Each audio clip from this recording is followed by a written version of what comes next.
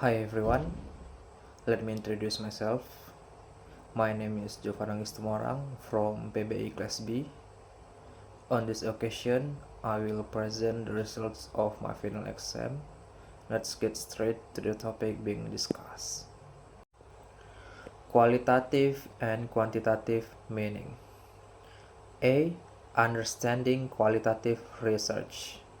Qualitative research is research used to deeply understand a problem or event by viewing it from the perspective of the persons expressing it. This research does not focus on numbers or calculation, but rather on the stories, experience, and meanings behind an event. The data collected typically consists of interviews, observation notes, or documents which are then analyzed to identify patterns and meanings. The goal is for researchers to gain a broader understanding of a social reality or everyday life. B. Understanding quantitative research. Quantitative research prioritizes data in the form of numbers. This research is typically conducted to discover relationship between the subjects studied, test hypotheses or theories, and obtain results that can be applied to a wider audience. Data in quantitative research is usually obtained through questionnaires, surveys, or tests, then processed using formulas or statistical calculation.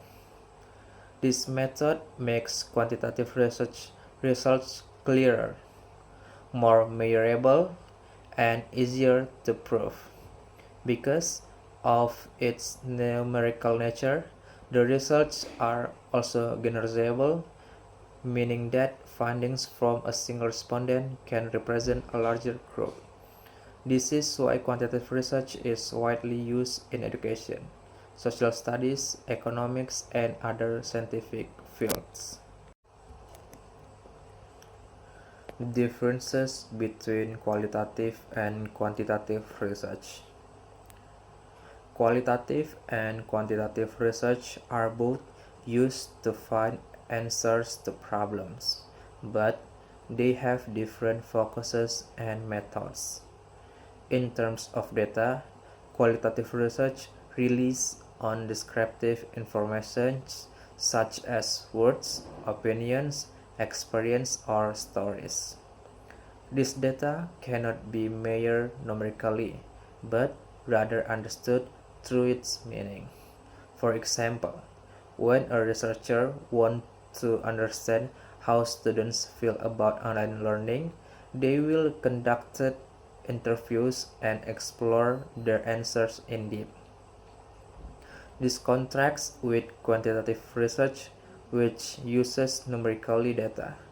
This numerical data is usually obtained from questionnaires, surveys, or tests, so the results can be calculated, measured, and analyzed using statistics. For example, a researcher might want to know what percentage of students experience difficulties when learning online. The objectives of both are also different. Qualitative research focuses more on understanding meaning and gaining an in-depth understanding of phenomenon. The results are usually not intended to be generalized, but rather to provide a detailed and contextual understanding of a specific situation. Meanwhile, quantitative research aims to test existing hypotheses or theories, examine relationship between variables, and produce findings that can be generally applied to a wider population. In terms of data collection, qualitative research is usually conducted using in-depth interviews, direct field observation, or document analysis. The collected data is then analyzed descriptively to identify specific themes, patterns, or meaning. In contrast, quantitative research collects data using questionnaires, surveys with multiple choice skills, or objective tests. The results are then collected using statistical techniques such as percentage, average, correlation, and so on. The final difference lies in the research results. Quantitative research produces detailed, descriptive, and meaningful reports providing an in-depth picture of the experience or phenomenon being studied. Quantitative research produces figures, tables, diagrams, or graphics that are concise, clear, and easy to compare across groups. Therefore, qualitative research places more emphasis on story and meaning, while quantitative research places more emphasis on numbers and calculations.